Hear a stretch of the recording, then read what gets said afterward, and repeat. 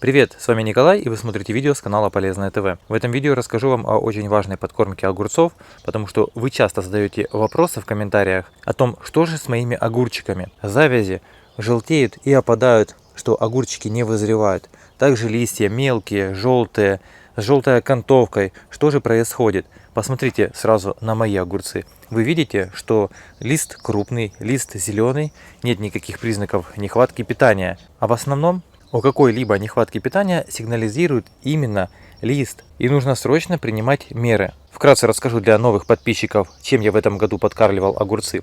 На раннем этапе роста, когда еще были мелкие всходы, я поливал их настоем дрожжей, чтобы придать им рост. Затем была подкормка коровяком. Это азотное удобрение с питательными микроэлементами.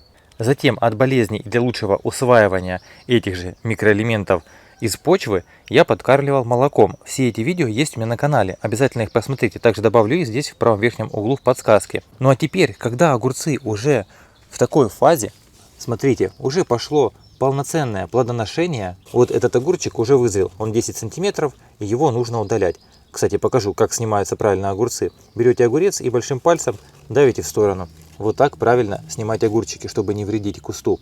И вот в этот момент нужно обязательно дать комплексное удобрение, которое уберет вышесказанные симптомы и поможет нормально кусту развиваться и плодоносить. Перед тем, как вносить удобрение, снимите все уже зрелые огурцы, если они начали зреть. Если они еще у вас вот в таком маленьком состоянии, можете смело подкармливать. А подкармливать огурчики нужно гуматом калия.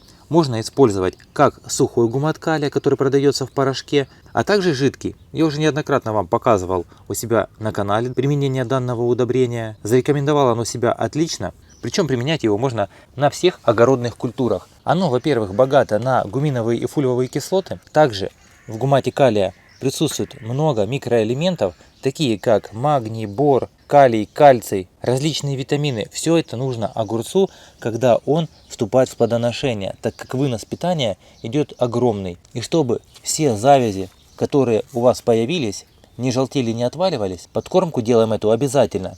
Разводить нужно строго по инструкции, потому что различные производители пишут различные дозировки, но на упаковке они все указаны. Подкармливать нужно обязательно после полива. Сначала полейте огурцы, а затем через пару часов делайте подкормку. Гумат калия разводите в теплой воде, а именно уличной температуры, потому что огурцы не любят как холодный полив, так же и холодные подкормки, чтобы вы не причинили вред им. Так как корневая система у них поверхностная, и от холодной воды они останавливаются в росте, плоды могут расти кривыми, а также и на листах начнут появляться желтые пятна. Поэтому, друзья, если у вас есть признаки нехватки питания, о которых я вам рассказывал, это пожелтение листьев, листья сами по себе бывают бледными, также слабый рост у огурцов, то данная подкормка, о которой я вам только что рассказал, все исправит. Причем это будет достаточно быстро. В течение суток вы уже увидите результат. Также, друзья, не забывайте правильно формировать огурцы. Как видите, у меня нет пасынков. Все эти видео я уже показывал у себя на канале.